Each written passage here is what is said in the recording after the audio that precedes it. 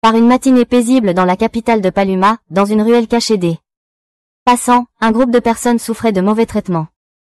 Un vieil homme à la peau blanche, aux cheveux blancs, avec un fouet à la main, frappait sans pitié ceux de statut inférieure. Ils étaient les demi-humains Aohan, des créatures dont le sang était à moitié humain, à moitié démon, bien que leur apparence ne diffère pas beaucoup, juste légèrement. Différenciés par de petites cornes ou quelques caractéristiques uniques, ils étaient encore considérés comme la classe la plus basse de la société, avec presque aucun droit comme les humains à part entière. La plupart d'entre eux étaient forcés de faire des travaux pénibles sans être traités avec dignité. Après une journée épuisante de travail, un jeune marchand apparut, son nom était Banassa, avec une silhouette douce et une manière de parler calme.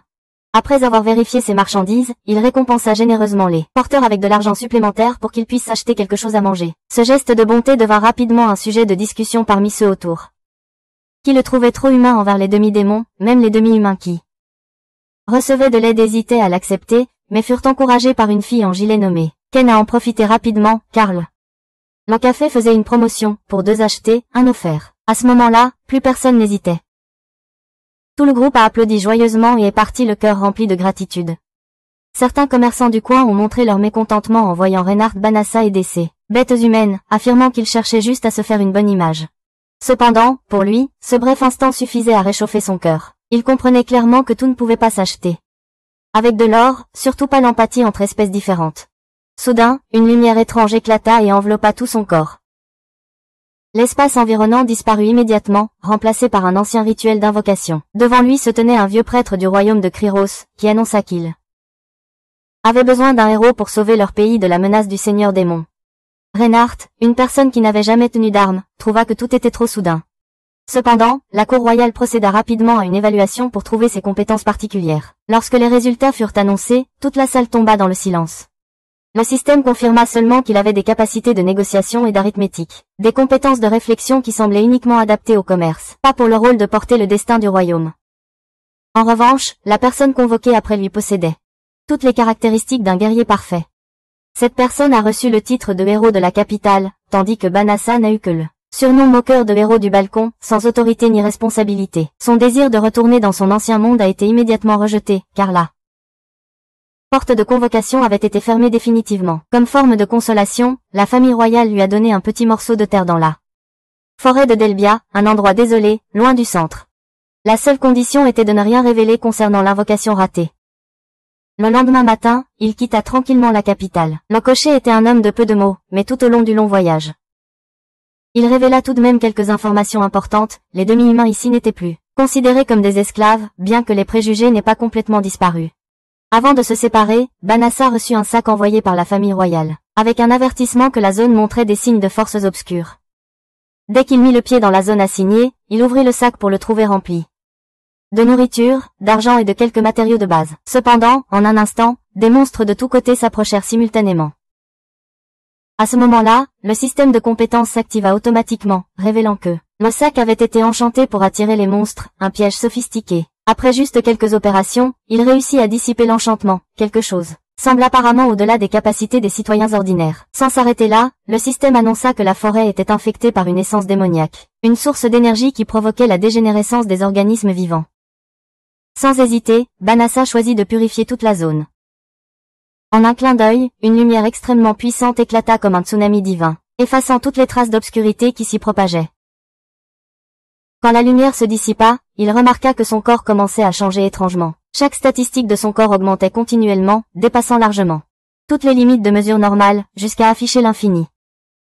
Avec cette croissance inimaginable, de nouvelles capacités apparurent les unes après les autres. Transformation, téléportation instantanée, la capacité d'apprendre des sorts instantanément. Il semblait que le système avait débloqué tout son potentiel caché au moment de purifier la forêt de Delbea, réalisant que la vie dans ce monde ne pouvait être temporaire.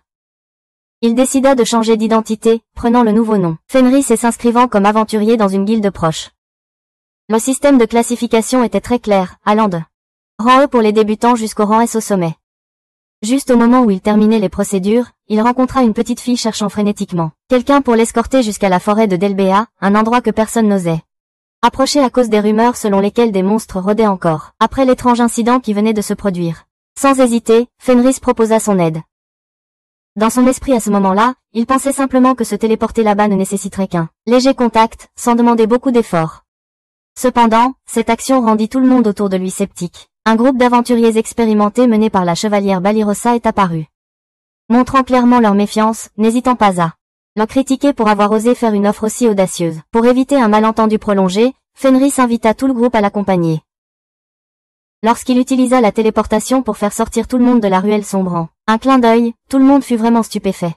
L'atmosphère passa du doute à l'admiration, certains présentant de profonds regrets, d'autres s'inclinant en signe de gratitude. Cependant, juste au moment où la situation semblait stable, quelque chose d'inhabituel a commencé à surgir. De la fille qui les avait initialement accompagnés. L'interface du système est réapparue, avec un avertissement sérieux indiquant que révéler des informations sur le sort de purification pourrait avoir de graves conséquences si cela tombait entre les oreilles de l'ennemi. Presque immédiatement après, Balirosa a soudainement demandé à la fille de révéler sa vraie forme. La demande, qui semblait n'être qu'un test, est devenue réalité lorsque, sous les yeux de tous, la vraie forme de la fille a été révélée, un énorme loup. Courageuse, et avec une aura démoniaque, se faisant appeler Fen, l'un des 4 rois célestes du Seigneur démon. Fen n'avait qu'à libérer une fumée contenant de l'essence démoniaque pour rendre tout le groupe d'aventuriers inconscient. Seul Fenris gardait sa lucidité, téléportant rapidement tout le monde en sécurité dans la ville. Quant à lui, il décida de rester, seul, face à la créature rugissante dans la vaste forêt. Ne sachant pas combien de types de magie il possédait actuellement, il décida de tous les tester immédiatement sur ce loup. Dès que le combat entre Fenris et Fen commença officiellement, la créature des 4 rois célestes n'attendit aucun signal mais se précipita immédiatement en avant à une vitesse terrifiante. Face à cette force écrasante, Fenris fut obligé de lancer un sort de saut élevé, pour éviter un coup direct, perdant presque l'équilibre et tombant à plat ventre. Avant de retrouver sa position, il a rapidement déclenché un sort de tremblement de terre, élevant le sol pour créer une barrière semblable à une miniature forteresse. Pour contre-attaquer, Fenris a immédiatement utilisé un tourbillon, s'inspirant des anciens styles tactiques, créant un gigantesque vortex pour envelopper son adversaire. Cependant, Fen s'est avéré tout aussi redoutable, utilisant la téléportation à courte portée, pour éviter les attaques de justesse, tissant continuellement entre les techniques sans reculer. La bataille entre Ryuta et Fenris se poursuivait tendue alors que les deux côtés continuaient, déchaînant diverses formes de magie, provoquant une distorsion continue de l'espace. Dans un moment de calcul, Ryuta utilisa la gravité, créant une zone de forte pression, rendant difficile le déplacement de l'adversaire. Le système présenta immédiatement une série de suggestions comme un menu tactique. Parmi elles se trouvait un sort dangereux permettant de transformer l'adversaire en serviteur, lui ôtant complètement son libre arbitre. Cependant, le vieux souvenir des bidonvilles de Paluma, où les semi-humains furent autrefois torturés par les humains, fit disparaître cette pensée chez Ryuta. Cette hésitation donna à Fenris plus de temps pour résister, libérant continuellement une puissance magique pour percer la couche de gravité. Néanmoins, elle s'affaiblit progressivement à mesure que la source d'énergie dans son corps s'épuisait. Finalement, sans autre option, Fenris dut accepter la défaite. Voyant que l'adversaire avait perdu sa capacité de résistance, Ryuta choisit de s'arrêter. Il considérait la vie de toute race comme également précieuse. Cette idée fit vaciller Fenris. Au lieu de montrer de l'hostilité, elle retrouva sa forme véritable. Une jeune fille mince aux cheveux blancs s'est ensuite effondrée de fatigue. Ryuta lui a silencieusement mis son manteau pour la garder au chaud, puis a allumé un feu et a commencé à passer en revue toutes ses compétences disponibles. Lorsque la nuit est presque tombée, Fenris s'est réveillée et a découvert qu'on s'occupait d'elle. Elle portait de nouveaux vêtements, ses yeux remplis d'émotion. Sans rien dire, elle s'est agenouillée devant Ryuta, jurant une loyauté absolue, promettant à partir de maintenant de ne plus jamais faire de mal à personne. Malgré les tentatives de Ryuta pour refuser, Fenris est restée ferme. Elle pleurait même quand elle sentait qu'on ne l'acceptait pas. Finalement, pour éviter d'autres complications, Ryuta accepta de la laisser l'accompagner, à condition qu'elle tienne sa promesse de paix. À la tombée de la nuit, ils s'assirent ensemble autour du feu. Ryuta parla de son passé, de comment il n'était qu'un marchand attiré dans ce monde. Voyant qu'il ne cachait rien, Fenris se contenta de sourire. Pour la tribu des Lufang, la loyauté était une chose sacrée qu'on ne pouvait nier. Peu importe la forme que prenait leur maître, ils resteraient toujours dévoués jusqu'au bout. Un mois plus tard, dans la capitale de Kryros, l'atmosphère au palais royal commença à devenir tendue. L'armée d'escorte du héros de la capitale lors de la campagne pour traquer le seigneur démon avait soudainement été complètement vaincu. Lors des interrogatoires, le héros autoproclamé n'hésita pas à blâmer les soldats pour leur incompétence, se forçant à tout porter sur ses épaules. Le roi parut hésitant, puis se tourna vers le capitaine pour vérifier. La vérité choqua toute la cour lors de la première bataille. Le héros central a été le premier à fuir, laissant les soldats se battre dans le désespoir. De plus, après plusieurs jours d'entraînement, cette personne n'avait toujours pas progressé. Ses statistiques n'avaient pas changé, et il n'avait appris aucun nouveau sort. Il ne pouvait même pas gérer des monstres de bas niveau. Pendant ce temps, Fenris et Fen construisaient une vie simple dans une petite ville près de la frontière. Les deux parcouraient les rues à la recherche de moyens de gagner leur vie en s'intégrant aux habitants locaux. Une fois, en achetant des légumes, le vendeur a mal compris qu'ils étaient mari et femme, alors il a avec enthousiasme promu ses produits avec une attitude amicale. Cette histoire coïncidente a donné une idée à Fenris, si les deux faisaient semblant d'être un couple, ils éviteraient de nombreuses complications inutiles. Sans avoir besoin de longues explications, en prétendant simplement être mari et femme, les étrangers ne poseraient pas plus de questions. Fen a montré un enthousiasme extrême. Non seulement elle a accepté, mais elle a aussi montré une fierté évidente, levant même les deux mains haut, sa queue remuant comme si elle avait juste obtenu le plus grand honneur de sa vie. Pour elle, que ce soit par jeu ou sincèrement, être lié à la personne la plus forte était déjà un destin. Ce jour-là, Ryuta et Ral sont retournés à la guilde des aventuriers pour s'inscrire en tant que membres. Ral avait l'air excité, ayant l'impression que les deux venaient d'être connectés par un rituel. Dans sa tribu des loups accros, partager un os en deux symbolisait un lien à vie. Lorsqu'il s'agissait de donner des noms, Ral faillit révéler son vrai nom, mais heureusement, Ryuta intervint rapidement, demandant à utiliser des alias pour protéger leurs identités. Juste à ce moment-là, une mission urgente fut annoncée, des monstres s'approchaient de la ville avec une récompense plus attrayante que d'habitude. Bien que Ral ait insisté pour participer immédiatement, Ryuta hésita encore, pensant qu'il n'était pas assez capable. Finalement, il fut entraîné avec elle sur le champ de bataille. Il découvrit rapidement le groupe de guerriers qu'il avait déjà rencontré entouré d'une meute d'ours démons. Une guerrière aux cheveux roux nommée Barbary Rosa était gravement blessée. Au moment critique, un éclair est tombé, dispersant les ennemis, suivi d'un coup fatal de Fenris qui a envoyé les monstres voler dans toutes les directions. Après avoir aidé, Ryuta présenta Ral comme sa compagne. Ral montra son mécontentement de ne pas être reconnu publiquement comme sa femme. Quand un ours attaqua soudainement, son simple regard suffit à le faire reculer. Par la suite, elle proposa de dompter cette créature, en lui mettant un collier, et la nommer Sibai. Ryuta a utilisé sa compétence de transformation pour le faire prendre la forme d'un lapin pour le transporter plus facilement. Impressionné par leur puissance, Barbary Rosa a supplié Ryuta de guider son groupe au combat. Le groupe était composé de 4 personnes, elle, Bevel, Bano et Bazé. Ils ont raconté qu'après que l'armée a été décimée par des monstres, le héros de la capitale a refusé de se battre sans une équipe d'escorte suffisamment forte. Le roi a donc contraint les soldats à s'entraîner rigoureusement, juste assez pour vaincre des monstres comme ceux qu'il venait de rencontrer. Ral a ressenti le danger des 4 filles entourant son mari, alors elle a forcé Ryuta à reconnaître leur relation maritale. Bien qu'il ait eu l'intention de refuser l'entraînement, il a finalement accepté parce que Ral l'a doucement persuadé. Le problème était qu'il n'avait jamais enseigné à personne. Tout ce qu'il avait été grâce au conseil du système. Néanmoins, dès qu'il a hoché la tête, elles étaient prêtes à apprendre. Le groupe de guerriers a également demandé à rester à la place où les deux résidaient temporairement. Bien qu'il ne soit pas clair qui possédait la maison, Ral a tout de même hoché la tête pour les laisser rester. Pendant ce temps, sur le territoire du Seigneur Démon, la nouvelle de l'échec de Faerie et de la purification de la forêt, par une personne d'identité inconnue s'était rapidement répandue. Cela a mis en colère le Seigneur Démon, qui a ordonné la capture de Ryuta à tout prix. La nouvelle vie de Fenris semblait devoir passer en paix, mais en réalité, c'était une série d'expériences imprévisibles. Dès que l'aube s'est levée, avant qu'il puisse vraiment ouvrir les yeux, il s'est réveillé en sursaut, par la sensation de quelqu'un allongé près de lui. En effet, Fen, sa compagne actuelle, reposait tranquillement sa tête sur son bras, ayant l'air complètement satisfaite comme si c'était aussi naturel que de respirer. Fenris n'a pas hésité à lui rappeler qu'il faisait semblant d'être marié. Femme, donc dormir dans la même chambre était tout à fait raisonnable selon leur rôle. Pour elle, c'était juste un petit pas dans leur plan de déguisement. Ryuta, cependant, était extrêmement embarrassé, peu habitué à ce genre d'intimité qui. Ayant dépassé les bonnes manières, il a choisi de sortir dans le couloir pour éviter l'embarras. Cependant, Fenris a rapidement bloqué son chemin, lui faisant remarquer que si quelqu'un le voyait quitter la pièce seul, leur rôle de mari et femme serait immédiatement suspecté. Réticent à retourner au lit, Ryuta s'est assis, le visage rouge. Avant qu'il ne puisse rassembler ses pensées, il a soudainement été tiré dans une séance inattendue de changement de vêtements. Fenris avait sorti de nouveaux vêtements et s'apprêtait à l'aider à se changer sur place. Heureusement, Balarosa est soudainement entré sans. Attention, il vient chercher Ryuta pour discuter de l'entraînement. Personne ne mentionne ce qui vient de se passer, tous se concentrent sur la séance d'entraînement. Balarosa a commencé par un combat contre un sanglier géant. Malgré ses attaques puissantes, elle était toujours submergée. Bolano s'est précipité pour la sauver mais s'est finalement blessé. Fenris a rapidement ordonné la défense, tandis que Ryuta guidait Billé pour contre-attaquer. Cependant, l'arc et les flèches ne pouvaient pas percer la peau épaisse Braza a lancé quelques sorts puis a complètement épuisé son énergie. La formation est devenue chaotique, perdant le contrôle. N'ayant pas d'autre option, Ryuta a loué une grande maison.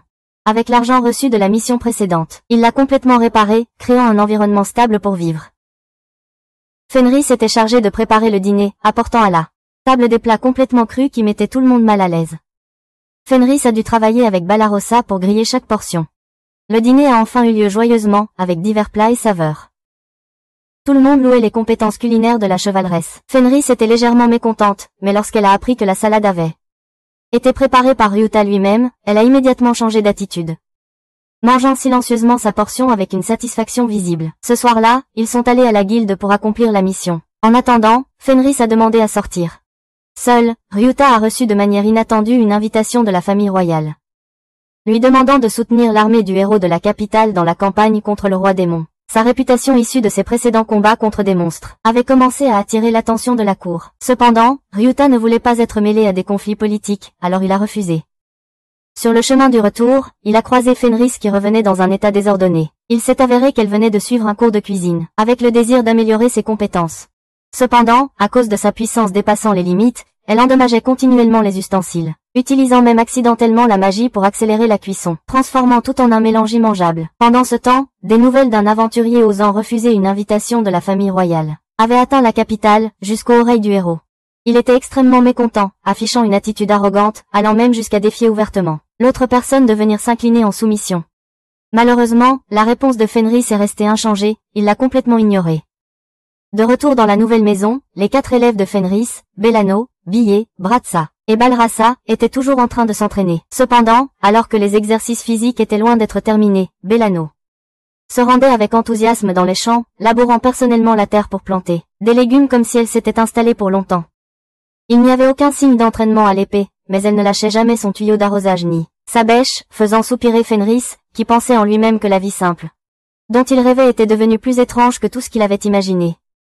Pendant l'entraînement, Fenris coachait Bills, qui n'osait encore pratiquer le tir que sur des cibles en bois, au lieu de viser des êtres vivants. Bellano devenait fréquemment épuisé, alors Ryuta lui a donné une bague pour l'aider à récupérer sa puissance magique.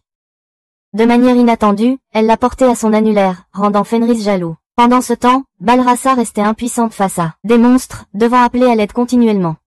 Fenris l'a sauvé mais n'a pas oublié de lui rappeler de ne plus l'appeler de manière si coquette. En même temps, Ulamina est un démon à oreilles de chat qui avait autrefois eu une audience avec le seigneur démon qui regardait de loin. Au dîner, Fenris a personnellement cuisiné pour tout le groupe, préparant même une portion spéciale pour Ryuta. Elle a admis qu'elle avait appris à cuisiner chaque fois qu'elle allait en ville, éprouvant progressivement la joie des arts culinaires. La voir si dévouée a rendu Ulamina difficile à croire qu'elle avait été autrefois l'une des 4 rois célestes. Par conséquent, elle est entrée dans la maison sous le prétexte de patrouiller. Fenris a rapidement confirmé à l'invité que elle et Ryuta étaient des jeunes mariés vivant ici. Tout en buvant du thé, Ulamina les observa tous les deux. Voyant que Ryuta n'était pas affectée par l'énergie démoniaque et incapable d'évaluer sa force, elle devint encore plus méfiante. Pour en savoir plus, elle aborda le sujet de la forêt de l'Ève, un endroit qui avait été étrangement calme dernièrement. Ryuta répondit calmement qu'il l'avait purifiée. Cette information a choqué Ulamina, parce que cette forêt était la base du frère de Fenris. La purification signifiait qu'il ne pouvait plus être en vie. Fenris a confirmé qu'elle avait anticipé cela dès le début. En tant que guerrière, elle a accepté la perte. Pour elle, l'amour et la loyauté étaient plus précieux que les liens du sang. Les 4 filles du groupe d'entraînement qui écoutaient dehors savaient maintenant aussi clairement que Fenris était le loup qui avait failli les tuer. Ulamina a commencé à calculer, prévoyant d'utiliser l'occasion d'un duel d'entraînement pour éliminer les deux. Cependant, Fenris est intervenu à temps, n'hésitant pas à se moquer de son adversaire pour avoir osé s'approcher de son mari. Le duel a eu lieu juste après. Ulamina a utilisé une stratégie d'attaque descendante, mais Ryuta n'a eu qu'à claquer des doigts pour neutraliser toute sa magie. L'attaque d'immobilisation qui a suivi l'a forcé à se rendre sans espoir. Le lendemain matin, le groupe s'est assis pour discuter de la véritable identité de Fenris. Bien que le cachet soit contraire à la loi, tout le monde avait été sauvé par ce couple, donc personne n'avait le cœur de les dénoncer. Juste à ce moment-là, des dragons sont apparus à l'extérieur, menés par Ulamina elle-même. Elle était revenue avec l'intention de se venger. Ryuta ne montrait aucune peur face à de telles créatures de haut niveau. Après avoir observé un moment, il a invoqué des éclairs célestes qui ont anéanti la plupart de la horde de dragons. Les autres se sont précipités pour fuir, abandonnant même leur chef. À ce moment-là, Valirosa a eu l'idée de lancer une houe sur un dragon. en plaisantant comme si c'était réel. De façon inattendue, Ryuta a appuyé cette idée avec une série de sorts d'amélioration, la transformant en un projectile géant, renversant un autre dragon. Valirosa a ainsi été surnommé en plaisantant le héros chasseur de dragons. Le reste du groupe regrettait qu'il n'y ait plus de dragons sur lesquels faire du dos à dos pour un titre. Pendant ce temps, le seigneur démon surveillait tout de loin. En voyant une puissance aussi extraordinaire, cette fois il décida d'agir personnellement. Après l'incident de la surveillance, Ryuta décida de mettre en place une barrière autour de la maison pour avertir si des démons s'approchaient. À l'intérieur de la maison, Fenris, en plus d'être une épouse, jouait aussi le rôle d'un chien de garde célèbre. Mignonne, grande et extrêmement inflexible. Néanmoins, elle lui reprochait souvent d'être trop tendre de ne pas avoir géré Ulamina la veille. Cependant, la vraie raison était le sentiment de culpabilité d'avoir purifié accidentellement la forêt, un lieu où vivaient autrefois des êtres vivants, ce qui le rendait réticent à agir. Fenris comprenait cette tristesse et tenta de le réconforter de toutes ses forces. Pendant ce temps, les 4 jeunes apprentis continuaient de discuter du titre de tueur de dragons de Blow.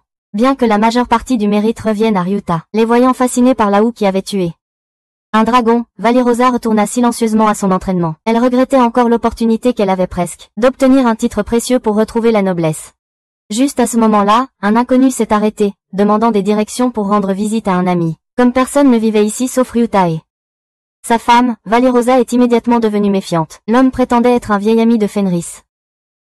Bien qu'il ait dit qu'il ne voulait aucun mal, son véritable but était d'évaluer la situation. Avant de partir, il s'est présenté sous le nom de Goza et a demandé à transmettre un message. Immédiatement après, la barrière d'avertissement a retenti, révélant que le visiteur était le seigneur démon dont le vrai nom était Gazaru. Le lendemain matin, Gazaru est revenu, frappant correctement à la porte comme un invité. En entrant, il a amené Valirosa, la laissant presque pétrifiée. Le seigneur démon est allé droit au but, invitant Ryuta à le rejoindre. L'invitation n'a pas été acceptée. Ryuta a fermement maintenu sa position neutre, ne voulant pas d'être entraîné dans le conflit entre les deux races. Gazaru révéla alors la profonde histoire entre les humains et les démons depuis l'époque du premier seigneur démon qui était à l'origine un humain contraint de devenir roi et qui avait déclenché la guerre à cause des conflits d'esclavage. Actuellement, il n'avait aucune ambition de régner, ne souhaitant que prévenir les humains de gagner plus de pouvoir pour opprimer la race démoniaque. Le thé n'avait pas eu le temps de refroidir avant que la proposition ne soit rejetée. Gazaru partit, mais gardait toujours Ryuta et Valirosa à l'esprit, cette dernière, malgré sans changer d'expression, tremblait encore intérieurement. Le lendemain, elle descendit et fut surprise de voir le seigneur démon prendre le petit déjeuner avec le couple d'hôtes. Terrifiée, elle trouva une excuse disant qu'elle était occupée à dormir et s'enfuit. Gazaru claqua la langue, appréciant son caractère intéressant, puis l'intercepta pour discuter en privé. Chaque fois que cela arrivait, Valirosa trouvait un moyen de s'éclipser. Peu à peu, la rumeur du seigneur démon traînant souvent autour de la maison de Ryuta a atteint la famille royale. Le roi était furieux, croyant que Ryuta non seulement refusait la cour mais aidait aussi les démons. Alors que la cour se préparait à mobiliser des troupes, la princesse s'y opposa fermement, s'argumentant que des actions imprudentes poussèrent Ryuta à rejoindre véritablement l'opposition. Malgré les objections, le roi ordonna tout de même les préparatifs pour une attaque. Le héros de la capitale se porta immédiatement volontaire, exigeant de maîtriser personnellement l'homme vivant dans la forêt, que tout le monde avait commencé à craindre, pendant que Fenris et ses proches profitaient d'une vie paisible à la campagne lointaine. De l'autre côté du monde, les affaires internes de la faction démoniaque subissaient de grands changements. Au cœur du territoire sombre, le seigneur démon Go, le chef de tous les monstres, annonça soudain qu'il quitterait le château pour rendre visite à un vieil ami qu'il chérissait énormément. Cette personne n'était autre que Fenris, qui avait autrefois fait briller la forêt de Delbia, avec un sort de purification sans précédent. L'un des conseillers les plus proches d'Ulamina a essayé par tous les moyens de le dissuader. À la fois préoccupée par la sécurité du roi qu'elle vénérait et inquiète que l'armée, attendant des ordres pour marcher contre les humains, soit retardée. Depuis une semaine, des milliers de soldats étaient en état de préparation, mais Go sirotait encore tranquillement son café, calculant sa visita. Quelqu'un autrefois considéré comme un criminel de génocide qui avait anéanti toute une forêt avec un pouvoir invisible. Pendant ce temps, loin du conflit, Fenris réfléchissait à l'idée de apporter des produits magiques nouvellement créés pour les vendre en ville. Il espérait gagner un peu d'argent supplémentaire pour soutenir la vie simple de lui-même et de ses compagnons. Fen, la fille en forme de loup, montrait de la préoccupation. Elle craignait que ce soit par considération pour ses sentiments que Fenris n'ait pas accepté l'invitation de la famille royale humaine à rejoindre la campagne pour éliminer le seigneur démon. Selon Fen, s'il avait choisi de poursuivre la gloire au lieu de se cacher, peut-être qu'à présent il aurait eu une réputation retentissante, une richesse abondante. vivant dans le luxe au lieu de devoir lutter avec de petits métiers comme il le faisait alors. Cependant, Fenris resta ferme sur sa position. Ce qu'il désirait n'était ni le statut, ni le pouvoir, ni la reconnaissance du monde. Il voulait simplement vivre paisiblement une vie tranquille dans cet autre monde, sans être entraîné dans d'autres luttes de pouvoir ou guerre. Son intention était en train d'être prise en compte quand une série de coups rapides brisa l'atmosphère paisible. En sortant, il fut surpris de voir toute une armée en armure brillante. À leur tête se trouvait le héros de la capitale, celui qui avait autrefois été salué comme un sauveur. Maintenant, il critiquait ouvertement Fenris, l'accusant de collusion avec le démon Seigneur, allant même jusqu'à inventer toutes sortes de raisons farfelues pour faire de Fenris un traître aux yeux de tous, se voyant lui-même comme un symbole de justice. Il déclara audacieusement qu'il n'y avait que deux voies, soit se soumettre pour devenir son subordonné et rejoindre la campagne contre les démons, soit être considéré comme un traître et être traité sur place, mettant fin à sa proclamation pleine d'autosatisfaction. Le héros de la capitale fixa du regard, attendant une réponse. Ryuta refusa franchement, ne voulant pas être entraîné dans un conflit. L'expression de l'adversaire changea immédiatement, passant aux menaces, forçant tout le groupe à le persuader. Sinon, ils seraient considérés comme des rebelles. Comprenant le risque, Ryuta décida de quitter cet endroit. Non pas par peur, mais pour éviter des ennuis à ses proches. Fenris n'hésita pas, exprimant sa volonté de le suivre partout. Plus surprenant encore, les 4 guerrières qui étudiaient sur Ryuta ont également décidé à l'unanimité de partir, car elles avaient compris quelque chose de plus important que la confiance et la gentillesse du Seigneur. Avec ce soutien, Ryuta lança un sort de téléportation à grande échelle, emmenant toutes les personnes, les bagages, les maisons, même les objets éparpillés dans la cour. Tout disparut en un clin d'œil, laissant derrière lui le héros autoproclamé, confus. C'est alors que le seigneur démon Gazaru apparut, pour ne voir qu'un espace froid et vide. Furieux, il rejeta entièrement la faute sur ses subordonnés et déclara qu'il mènerait son armée directement à la capitale de Crayrod. Alors que partout on se préparait à une guerre acharnée dans un coin lointain à l'ouest. 6 personnes avaient réussi à échapper au vortex du conflit. Leur nouveau foyer, bien que simple, était plein de chaleur. Pour Ryuta, Fenris et leurs coéquipiers, la tranquillité de cet endroit était plus précieuse que n'importe quel pouvoir, car cet endroit était vraiment la vie qu'ils désiraient. Après que le seigneur démon eut lancé une attaque à grande échelle, le royaume de Crayrod est tombé en position défensive. Le roi a paniqué, ordonnant à tous les mages de lancer un sort de purification à grande échelle. La dernière option, malgré son coût élevé. Après avoir chanté comme lors d'une cérémonie de prière, une lumière sainte a couvert le ciel, repoussant temporairement l'armée démoniaque. Cependant, cette contre-attaque a laissé tous les mages épuisés, et le roi lui-même est tombé malade, rendant la cour incapable de défendre contre la prochaine attaque. Alors que le palais royal était encore en chaos, Ryuta et Fenris vivaient paisiblement dans une campagne lointaine. Fen a commencé à étudier le marché local, prévoyant de commercer des équipements de défense. Brossa s'est essayé au commerce de légumes, tandis que Billet est retourné à l'entraînement des chevaux. Les 2 personnes restantes n'avaient pas encore déterminé leur direction, aidant temporairement aux tâches ménagères. Ryuta était toujours généreux, prêt à leur offrir un abri et un travail stable, tant qu'ils vivaient honnêtement, alors que tout le monde s'installait dans la capitale. La princesse a pris le pouvoir à la place du roi. Elle a immédiatement révoqué le titre du héros de la capitale, en raison de sa négligence lors de la campagne. D'un symbole d'espoir, cette personne n'était plus qu'une ombre tombée, traînant avec le seul serviteur encore fidèle à lui. Contrairement à l'atmosphère tendue dehors, Ryuta et Fenris vivaient simplement dans leur petite maison. Bien qu'ils se nomment mutuellement mari et femme, les 2 maintenaient encore juste assez de distance. Une nuit, dans l'espace tranquille, Ryuta remercia silencieusement la fille loup blanche d'être à ses côtés depuis le début, l'aidant à trouver la paix dans un monde étrange. Avant qu'il puisse finir de parler, Fenris s'était déjà endormi. Sa bouche légèrement courbée comme si elle rêvait d'un doux rêve. Ce matin-là, le ciel était exceptionnellement clair. Le groupe d'amis suggéra que Ryuta et Fenris sortent se détendre, laissant les tâches ménagères à eux. Le loup était visiblement heureux, entraînant son mari pour une promenade en ville. Mangeant, faisant du shopping pour divers articles. Lorsque Ryuta lui a demandé ce qu'elle voulait comme cadeau, Fen a simplement souri et a examiné chaque stand. Après un moment de choix, tous 2 se sont arrêtés devant un stand de pierres précieuses. Une pierre précieuse scintillante les a fait s'arrêter. Sans hésiter, Ryuta l'a achetée pour sa femme, en remerciement pour toujours être à ses côtés. Ce soir-là, Fenris admirait tous les bijoux. Nuit, ses yeux brillants d'une joie indescriptible. Les 4 filles restantes, bien qu'encourageant encore le couple à s'amuser, finirent par s'asseoir chacune dans son coin, aucune ne restant proche. Pendant ce temps, Fen s'était endormi à un moment inconnu, se roulant sur le lit de Ryuta. Bien qu'au départ timide, la distance entre les 2 se réduisait progressivement à chaque instant passé ensemble.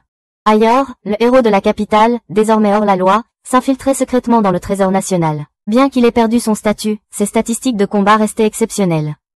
La servante qui l'accompagnait ne cessait de l'appeler par son ancien titre, croyant qu'il retrouverait sa gloire. Flatté, il s'est plongé davantage dans la recherche d'objets puissants pouvant renverser la situation. Finalement, une voix étrange lui a chuchoté, le tentant de libérer une entité scellée en échange de pouvoir. Cette voix l'a conduit à la pièce la plus profonde où une épée maléfique était cachée. La servante se sentait mal à l'aise, car à part lui, personne ne pouvait entendre ce son. Pourtant, celui qui nourrit des rêves de vengeance n'avait besoin d'aucune raison. Dès qu'il a touché l'épée, une force sombre a éclaté, réveillant un ancien démon. Il lui a accordé 3 souhaits, ce qu'il désirait serait révélé plus tard. Lorsque le roi était absent, l'autorité est temporairement revenue à la princesse Iris. Face à la situation chaotique, elle a décidé d'invoquer un ancien prophète. En tant que royaume magique de premier plan, devoir compter sur la divination montrait le niveau d'impasse dans lequel il se trouvait. Juste après, une étrange sorte de bague magique s'est automatiquement attachée au cou de tous les habitants du château. Iris comprit immédiatement la cause et ordonna une inspection du trésor. Le prophète confirma que le démon autrefois scellé avait été libéré. Ces anneaux étaient des signes que leur porteur deviendrait des substituts à chaque fois que le démon exauçait un vœu. Ce n'est qu'alors qu'Iris révéla un secret ancien. Les ancêtres avaient autrefois conclu un pacte avec le démon pour détruire le seigneur démon, en échange du sacrifice de la moitié de la population du continent. Parce que le prix était trop élevé, les générations suivantes ont choisi de sceller cette entité. Maintenant, la personne qui était autrefois le héros principal, désormais Justin, exilé, avait brisé le sceau, provoquant le retour de la calamité. Tout le royaume n'avait plus que le temps de survivre jusqu'à ce que le dernier souhait soit exaucé. Le prophète se mit immédiatement au travail, sans avoir besoin de tirer des cartes pour prédire fermement que pour sauver le monde, il devait trouver le véritable héros. Cette personne était Ryota, vivant en reclus à l'ouest de Cryroad. Pourtant, Iris ne permit pas de mobiliser l'armée. Elle a réalisé que diviser les forces à ce moment-là était une action imprudente. Elle-même se mettrait en route pour trouver le dernier espoir. Pendant ce temps, Ryota venait de commencer ses activités commerciales. Spécialisé dans les équipements fabriqués à partir d'écailles de dragon. Tout en commerçant, il apprenait également à connaître le marché, construisant un réseau de relations. Dehors, 2 filles qui étaient autrefois ses élèves regardaient silencieusement, en admirant sa flexibilité dans le rôle de marchand. Balirosa ne pouvait citer qu'un homme véritablement idéal que beaucoup désiraient. On pourrait penser que Balirosa serait jalouse de voir Fen en intimité avec Ryota. Mais en réalité, elle se sentait simplement heureuse, car trouver quelqu'un d'aussi gentil que lui était rare. Fen le nia immédiatement, taquinant en retour que le seigneur des Mongos semblait très intéressé par Balirosa. Mais elle trouvait toujours des moyens de l'éviter. Juste à ce moment-là, Ryota revint, et tout le groupe rentra ensemble. En chemin, Fen rappela doucement que, bien que son mari travaille assidûment. En effet, parfois elle se sentait encore triste de rester à la maison. Avant qu'elle puisse finir, le système d'alerte a envoyé un signal d'urgence qu'un démon venait d'approcher. Juste au moment où ils se sont retournés, tous deux ont fait face à Eda, celle invoquée par le premier vœu du héros du coin du marché, avec pour seul objectif d'éliminer Ryota. Il a immédiatement lancé une attaque. Fen n'a pas hésité à se précipiter en avant pour prendre le coup pour son mari, stunnant Ryota. Le système de défense a été immédiatement activé, créant un bouclier protecteur autour des 3 personnes. Mais la situation restait très dangereuse. Ryota a essayé d'utiliser la magie de récupération, mais les blessures de Fen dépassaient les capacités du système. Une série de compétences de guérison s'est révélée inefficace. Pendant ce temps, R continuait à incanter de la magie de haut niveau, créant un rayon de lumière destructeur dans la zone, transformant la ville en mer de feu. Néanmoins, Ryota resta ferme grâce à la couche de protection automatique. Juste après, le système annonça qu'il avait copié le sort de l'adversaire. Les 2 camps se préparèrent à entrer dans un combat d'égale puissance entre un démon suprême et un possédant des statistiques hors limite. Ce qui allait suivre serait un véritable affrontement de puissance divine, sans place pour la clémence. Sous le coucher de soleil sombre qui couvrait le champ de bataille, Fio ne se précipita pas immédiatement dans une confrontation mortelle avec Ama, celui qui lui avait fait haïr jusqu'à l'extrême. Au lieu de cela, il resta silencieux un moment pour laisser son esprit dériver vers le passé, se remémorant successivement des souvenirs liés à Fen, la fille loup qui était autrefois membre de l'armée du Seigneur des démons, mais qui a tout abandonné pour lui. Dans ce monde étrange, tous deux s'étaient appuyés l'un sur l'autre à travers des jours solitaires. Elle fut la première à tendre la main et à le tirer du profond gouffre de l'isolement. Et lui, intentionnellement ou non, l'avait entraîné dans des changements irréversibles. Dans sa colère bouillonnante, Ryota activa le sort de réversibilité du temps, guérissant toutes les blessures d'Emily. Elle s'est réveillée avec un corps parfait, les yeux pétillants en regardant l'homme qui n'avait pas hésité à franchir les limites pour la protéger. Devant eux, Ryota submergeait Anna le démon, qui avait autrefois été l'outil de quelqu'un d'autre, avec une puissance pure ne nécessitant aucun rituel ni incantation verbale. Chaque attaque lancée était une combinaison de volonté et d'émotion, suffisante pour déchirer toutes les défenses d'obscurité dont l'adversaire s'était jadis vanté. Alors qu'Anna vacillait, Emily se précipita en avant, serrant Ryota dans ses bras par derrière. Cette étreinte n'était pas seulement un conseil d'arrêt, mais aussi un soutien, pour qu'il s'arrête avant de se perdre lui-même. Ryota, bien que toujours en colère, resta immobile devant les émotions sincères de la personne à ses côtés. Il lâcha prise, laissant Anna allongée au sol, respirant lourdement. Ses yeux se remplirent de peur mêlée de regret.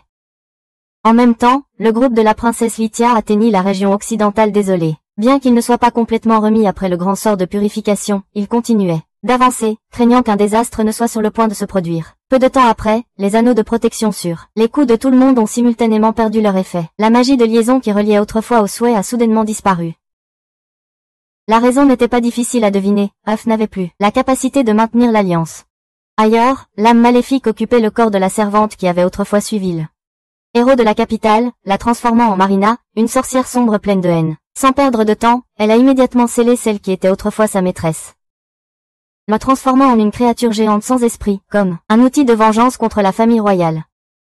En découvrant des traces du groupe de la princesse, elle changea de direction, fonçant comme une tornade noire pour détruire complètement la lignée royale. Pendant ce temps, Ryota soignait Ada dans la petite maison. Après sa défaite, elle n'avait plus cette apparence arrogante, devenant prudente.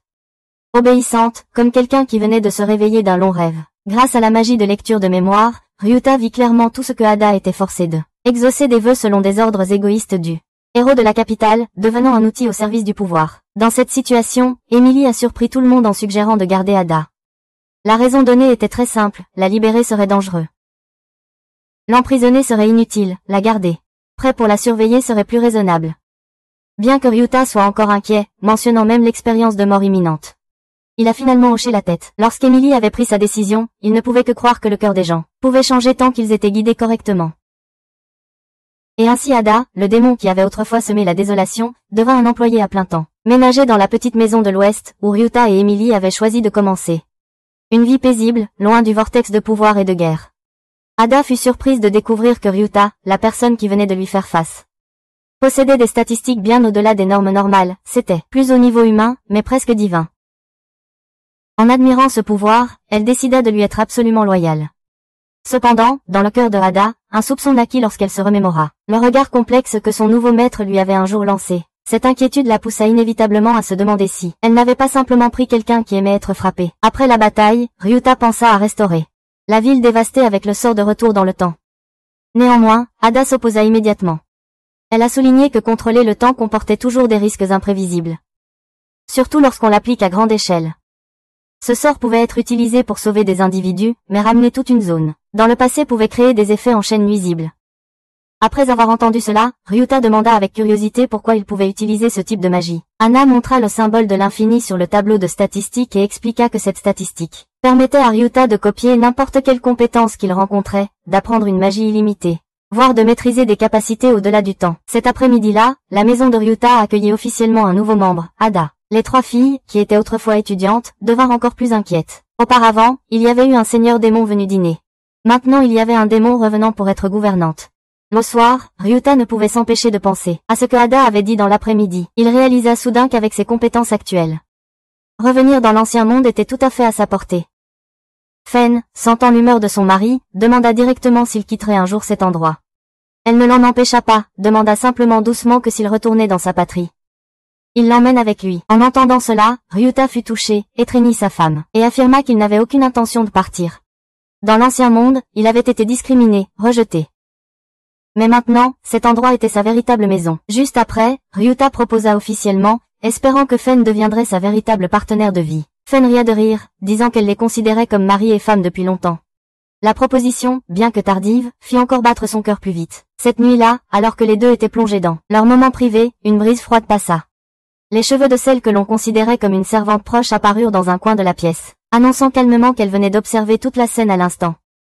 Elle croyait que sa mission était de rester toujours proche de Ryota, l'être suprême. Fen soupira, et Ryota ne put que secouer la tête. Bien qu'il possède une puissance infinie, parfois il ne pouvait pas gagner contre l'imprudence des membres de la famille. Dorénavant, il était formellement interdit à d'apparaître sans invitation lors des moments privés, car il n'est pas toujours nécessaire que l'être suprême ait quelqu'un pour témoigner. Bien que des rumeurs sur Fio et ses exploits aient circulé largement dans de nombreux pays. L'endroit où la princesse Lythia et son entourage se dirigeaient pour le trouver était trop isolé, si bien que personne ne connaissait ce nom. Pendant ce temps, dans un autre coin du monde, la vie simple de Fio continuait de s'écouler paisiblement. Les repas chauds, de plus en plus raffinés grâce au talent culinaire de Fenris, étaient maintenant effectivement soutenus par deux démons qui étaient autrefois des ennemis, devenant maintenant des serviteurs dévoués. Avec leurs capacités mystérieuses, ils pouvaient accomplir les tâches ménagères d'un simple claquement de doigts, gardant toute la maison toujours propre et bien rangée. En contraste avec cette efficacité impressionnante, les 4 filles qui étaient autrefois les amies de Fio, les étudiants ne différaient pas des vrais profiteurs. Parmi eux, Balirosa était légèrement moins misérable. Elle était la seule à avoir une véritable expérience agricole, avec un soutien supplémentaire de la part de son animal de compagnie, l'ours. Ainsi, le travail sur le terrain avançait considérablement. Même si elle n'était pas douée pour le combat, quand il s'agissait de labourer, entretenir les champs, personne ne pouvait l'égaler. Bear connaissait aussi quelques notions sur le soin des chevaux et la location de chariots, du moins, contribuant un peu à l'économie familiale. Il semblait que c'était précisément parce qu'ils percevaient de l'anxiété dans le cœur de leur propriétaire. Ces chevaux essayaient toujours de câliner, de réconforter, comme pour dire que tout irait bien. La seule restante était Bono, une fille qui avait été lente à comprendre depuis son enfance. Ayant rêvé de devenir une mage royale, suivant les pas de son père et de son frère. Elle avait traversé un incident qui avait fait que cet idéal s'était estompé. Néanmoins, Fenris persistait à l'aider à pratiquer la magie, faisant que Bono retrouvait peu à peu sa détermination à poursuivre le chemin qu'elle avait choisi. Soudain, un cri retentit dans le jardin arrière. Tout le groupe sortit immédiatement et rencontra une créature d'un noir profond. Une licorne sombre qui dansait étrangement dans le potager, manquant de foncer droit sur les filles. Heureusement, Bono réagit à temps, utilisant la magie pour l'arrêter. Ce n'est qu'alors que Balirosa avoua qu'elle avait ramené cette licorne chez elle en pensant qu'elle était douce. De manière inattendue, il est devenu fou, et maintenant elle avait peur qu'il ne fasse du mal aux autres, alors elle prévoyait de l'éliminer en premier. Heureusement, Billet, l'experte en chevaux, a trouvé un plan à temps. Elle a transformé l'ours en un lapin à une corne, puis a utilisé une corde pour coordonner et dresser l'animal comme un véritable cow-boy de l'Ouest. Après l'incident, Billet a soudain eu l'idée de savoir s'il pouvait utiliser la vaste terre environnante pour créer une ferme ou une école d'entraînement de chevaux. Cette terre appartenait à un riche seigneur. S'il pouvait l'acheter, comme Fenris avait acheté leur maison actuelle, tous les projets pourraient devenir réalité. Clairement, une stratégie à long terme se formait peu à peu dans l'esprit de Billet. Pendant ce temps, Fio et Fenris faisaient une rare sortie dans le quartier. Il cherchait des opportunités d'affaires, tandis que sa femme voyait cela comme un rendez-vous privé. Quelque chose de rare au milieu de la foule d'ampoules à la maison. Fio discutait avec le propriétaire de la boutique d'armure pour concevoir une armure légère adaptée aux femmes, tandis que Fenris regardait silencieusement son mari travailler, fierté non dissimulée. Soudain, le ciel a changé de couleur. Des nuages noirs sont apparus, non seulement couvrant l'endroit où se tenait le couple, mais s'étendant jusqu'à la position de la princesse Lythia. De là-haut, un étrange duo est apparu, l'un était un monstre géant. L'autre était une sorcière de magie noire, Demlina. Sans beaucoup de mots, leur cible était la princesse. Au lieu d'accompagner la princesse pour la faire reculer, 4 gardes du corps ont choisi de rester et de se battre. Cependant, Demlina n'avait besoin que de lever la main pour tous les balayer. À ce moment-là, les 2 démons à la maison sont immédiatement ressentis le danger et ont couru pour soutenir. Fio a rapidement réalisé que le monstre était en réalité une personne transformée. Et la sorcière Demlina était quelqu'un qui avait autrefois régné sur tout le royaume avec de la magie noire. Dans le passé, avait été vaincu et scellé sous l'épée sainte. Cette résurrection était probablement due à quelqu'un qui avait accidentellement brisé le sceau. Dans cette situation urgente, Af a demandé la permission de confronter directement Demlina, pendant que Fio et Fenris se concentraient sur le sauvetage des civils, empêchant la tragédie de se reproduire. Tandis que la princesse Lythia se battait avec Marina, Ada est intervenue de façon inattendue. Bien que Lina ait essayé de lancer un sort d'invocation de tonnerre, ce démon a simplement cliqué des doigts pour le neutraliser, déclarant que toutes les attaques magiques étaient désormais inefficaces contre elle. Lorsque la magie n'avait plus d'effet, la sorcière a dû passer au combat rapproché. Associé à des attaques surprises utilisant des sorts d'invisibilité, mais cela restait inutile. Finalement, Marina ouvrit une porte sombre, amplifiant Rainer, le héros déformé, le rendant gigantesque comme dans un film de super-héros. Alors que le monstre se dressait imposamment, toute la magie de maintien fut brisée. Le corps de Rainer se contracta immédiatement pour reprendre sa forme originale. Il s'avéra que Ryuta était intervenu, craignant que cela ne cause des dégâts aux civils. Voyant cela, Af baissa immédiatement la tête en demandant pardon, espérant juste pouvoir accomplir la mission restante. Elle leva la main vers le ciel, condensant la magie de Marina. L'âme en bonbon puis l'avaler tout entier. Seule la servante inconsciente et Rainer étendu au milieu de la rue restaient. À ce moment-là, Lythia fit officiellement face à Ryuta. Elle s'excusa au nom de la cour pour tous les problèmes causés par son père et le faux héros. En même temps, la princesse lui fit savoir qu'il avait besoin d'un nouveau symbole pour raviver la foi du peuple. Espérant qu'il accepterait de reprendre le titre, Ryuta refusa immédiatement. Il n'avait pas l'intention de revenir sur le chemin de la guerre, seulement de vouloir vivre paisiblement avec sa femme et ses amis. En rentrant chez eux, les 3 filles attendaient pour présenter leur plan d'expansion des terres. Billet avait besoin de plus d'espace pour entraîner ses animaux, Blo voulait cultiver des légumes à vendre au marché, et Rosa envisageait de faire de l'agriculture pratique. Bien que Ryuta soit prêt à dépenser de l'argent pour acheter, ils espéraient toujours négocier eux-mêmes pour prouver leur capacité. Il a dû faire un compromis en mettant la terre à son nom, mais en divisant les bénéfices. Chaque personne conservant sa part respective. Dès que l'accord a été conclu, la terre a également été remise. Tout le monde était enthousiaste, sauf Blo qui n'aimait pas utiliser la magie en agriculture. Pensant que seul le semis à la main pouvait être considéré comme un vrai travail. Bono, la fille qui était restée silencieuse jusqu'à présent, prit soudain la parole. Elle espérait en apprendre davantage sur la magie de la réclamation des terres, car elle allait devenir conférencière dans une académie de magie dans une autre ville. En entendant l'analyse raisonnable, Blo a dû céder une parcelle de terre à Hadith pour l'expérimentation. Le soir venu, l'atmosphère dans la maison était animée par des projets d'avenir. Bien que tout le monde soit occupé, Rosa semblait pensive. En même temps, Ryuta exprimait son désir d'ouvrir sa propre boutique. Il partagea cette idée avec Emily, et en parlant, il lui offrit de manière inattendue une alliance. Bien qu'ils aient été mariés depuis longtemps, ce n'est qu'à présent qu'ils ont l'opportunité de faire sa demande, ce qui la fit incapable de cacher son bonheur. Alors que tous deux vivaient heureux une vie simple, Ryuta, désormais plus héros, était emprisonné avec la servante qui avait autrefois été possédée. Cette fin montrait que, dans ce monde, même si l'on avait autrefois été au sommet, une mauvaise décision suffisait à plonger les deux dans l'abîme. Balirosa était plongée dans un rêve étrange, elle portait une robe d'une magnificence éblouissante, apparaissant au milieu d'une grande salle décorée, au son joyeux des monstres. Une silhouette noble émergea de l'ombre, le seigneur démon Go s'approcha d'elle, offrant des bénédictions pour le mariage à venir. La salle a applaudi avec jubilation, l'appelant reine, tandis que Go a déclaré avec audace qu'il conquérirait le monde entier pour le présenter à son bien-aimé. Ces bruits animés se sont tus dès que Balirosa s'est réveillée en sursaut dans la nuit silencieuse. La sueur couvrait son front, une étrange sensation d'anxiété causait son insomnie, menant à un état de fatigue prolongé qui a progressivement fait remarquer aux autres membres du foyer que quelque chose n'allait pas. Ferry a rapidement remarqué le visage épuisé de Balirosa et l'a interrogé. Après une certaine hésitation, Bali finit par admettre qu'elle avait récemment des cauchemars, principalement liés au démon seigneur Go. Ferry, qui appartenait à la tribu des Loups-Dents, souligna que dans la légende de leur tribu, les rêves reflétaient souvent des souhaits profondément enfouis dans le subconscient. En entendant cela, tout le groupe tourna immédiatement les yeux vers la jeune fille qui avait déclaré qu'elle détestait amèrement le démon seigneur. Personne n'avait besoin de plus de mots pour comprendre clairement que le cœur de Balirosa avait été touché. Bien qu'elle ait essayé de le nier, ses émotions ne pouvaient plus être cachées. Pendant ce temps, au centre de contrôle de Fenris, le système de défense de toute la zone a soudainement émis un signal d'alerte indiquant qu'une source magique de haut niveau était entrée dans la zone protégée. Cependant, comme aucun comportement destructeur n'avait été détecté, il décida temporairement de surveiller la situation. Dans la capitale royale, la princesse Effa fut informée que Fenris venait d'envoyer un don de pièces d'or rares, un type qui n'était plus couramment en circulation dans le royaume. Après enquête, elle s'est rendue compte que Fenris avait autrefois été Banassa, une personne appelée d'un autre monde, puis exilée par son père, le roi. Forcée de vivre en reclus pendant longtemps. Reconnaissant l'injustice du passé, la princesse ne pouvait s'empêcher de ressentir des remords d'avoir un jour tourné le dos à quelqu'un qui avait de bonnes intentions envers le royaume. Pendant ce temps, le héros de la capitale, après s'être échappé avec sa servante, se cachait toujours dans une zone reculée. Il fouilla dans un sac magique pris accidentellement à la prison et découvrit un objet mystérieux, une pelle capable de creuser des trous si rapidement que elle pouvait créer une grotte souterraine en un instant. Malheureusement, en ne réfléchissant pas soigneusement, tous deux tombèrent dans le trou sans aucun moyen d'en sortir, devant temporairement s'habituer à l'odeur de la terre en attendant une nouvelle opportunité.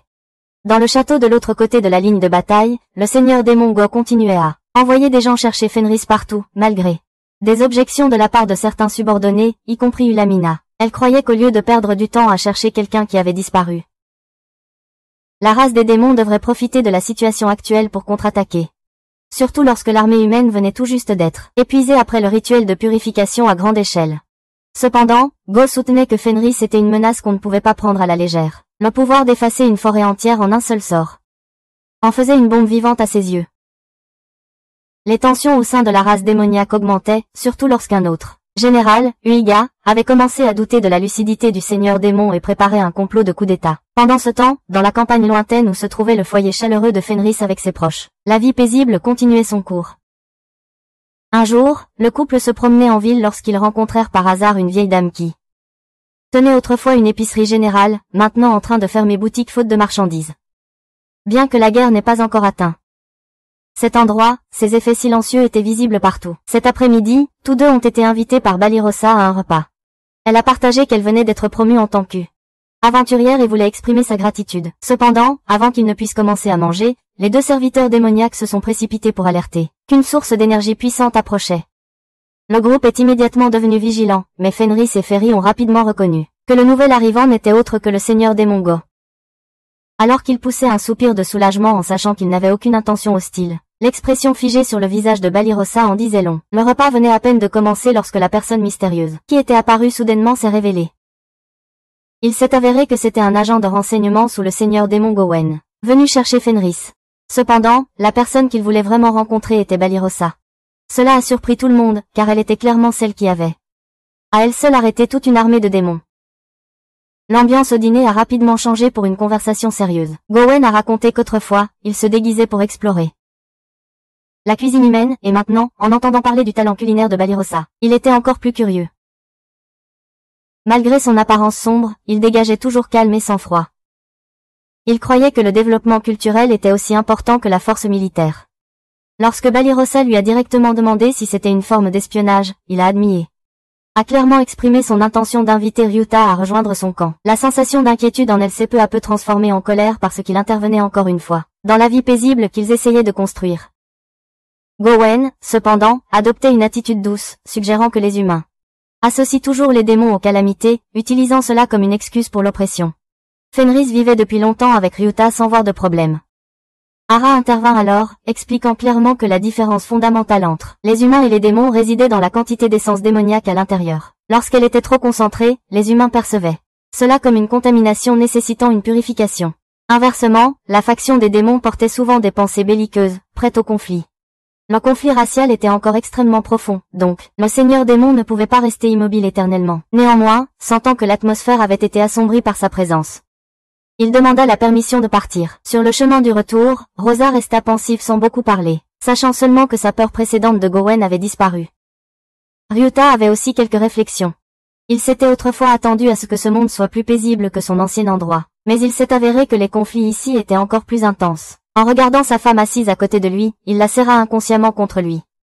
La nourriture pour chien était à nouveau entièrement servie. Ailleurs, le couple qui s'était évadé de prison essayait de grimper une falaise. La domestique monta la première, mais le bagage dans ses mains était trop lourd, ce qui faisait vaciller ses pas. Rainer a essayé d'aider, mais de manière inattendue, sa main a glissé, et tous deux sont retombés.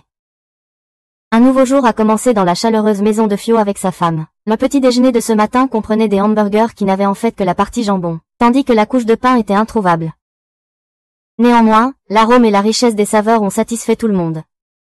Les compétences culinaires de Ferry s'étaient clairement améliorées, de manière significative, recevant des éloges sans fin de la part de tous. Tous ont reconnu la contribution de son ancien professeur de cuisine. La fée en profita pour raconter qu'elle était retournée remercier son professeur et exprimer sa gratitude, même si tout le monde avait l'impression qu'elle cherchait simplement une excuse pour montrer sa bague de mariage. Le professeur, bien qu'il devinât la véritable intention derrière cette visite inattendue, lui guida néanmoins avec enthousiasme dans la préparation de quelques plats supplémentaires adaptés au repas en famille. Il proposa même un menu pour les enfants. Dès qu'il évoqua les enfants, toute la table à manger devint soudain silencieuse pour un. À ce moment-là, l'atmosphère se chargea de pensées vagabondes sur les projets familiaux futurs. Alors que l'atmosphère commençait à se détendre, un coup frappé à la porte retentit. Lorsque la porte s'ouvrit, toute la maisonnée fut surprise de découvrir que la visiteuse n'était autre que la princesse Silo, qui avait autrefois causé bien des ennuis. Elle apparut avec une grande escorte de gardes, son regard portant une solennité indescriptible. Fio fut agacé à cette vue, car il ne voulait plus, depuis longtemps, être associé au titre de héros. Cette fois, la princesse n'est pas venue provoquer de conflit, mais plutôt pour s'excuser de ses actions passées. La conversation a dû se poursuivre autour d'un thé, où la princesse a exprimé son souhait de parler en privé avec Fio. Tout le monde dans la maison s'est poliment retiré, sauf Fenris, la fidèle épouse qui ne voulait pas s'éloigner d'un pas de son mari. Fio, voyant la détermination de sa femme, a déclaré que s'il y avait quoi que ce soit qui devait être caché à sa femme, il n'avait pas besoin de l'entendre non plus. Dès que ces mots furent prononcés, le visage de Fenris s'éclaira considérablement, tandis que la princesse Silo dut accepter. Elle sortit une carte montrant les positions des grands mages, qui protégeaient secrètement les points cruciaux du pays. C'était à l'origine un secret royal, mais elle était prête à le partager avec Fio. Car sa confiance en lui n'était pas mince. Elle admit franchement que la situation interne de la capitale était actuellement instable. La couche de protection magique s'épuisait peu à peu, tandis que les grands mages n'avaient pas encore repris de force. Les quartiers périphériques, loin du centre, allaient bientôt tomber dans un état sans défenseur. Elle espérait demander à Fio de l'aider à protéger ces endroits, non pas en tant que guerrière, mais simplement en tant que personne assurant l'ordre et la défense. Cette demande fit réagir Fenris de façon très vive.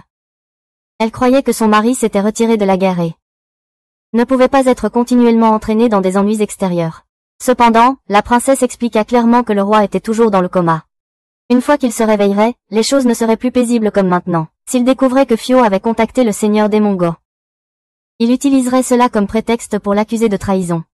Profitant du temps où le pouvoir était temporairement entre ses mains, Silo voulait renverser la situation. Elle prévoyait d'exposer les erreurs du roi, le forçant à d'abdiquer, puis d'accepter officiellement le trône. Cependant, ce dont Silo avait vraiment besoin n'était pas de la présence de Fio sur le champ de bataille. Au lieu de cela, elle espérait simplement qu'il adopterait une attitude neutre, sans se ranger du côté de force contre le royaume. Quant aux zones provinciales, sa présence aiderait à maintenir la stabilité, empêchant la guerre de se propager. Fio semblait comprendre cette véritable intention, alors il hocha la tête en accord. À condition que Fenris ne s'oppose plus.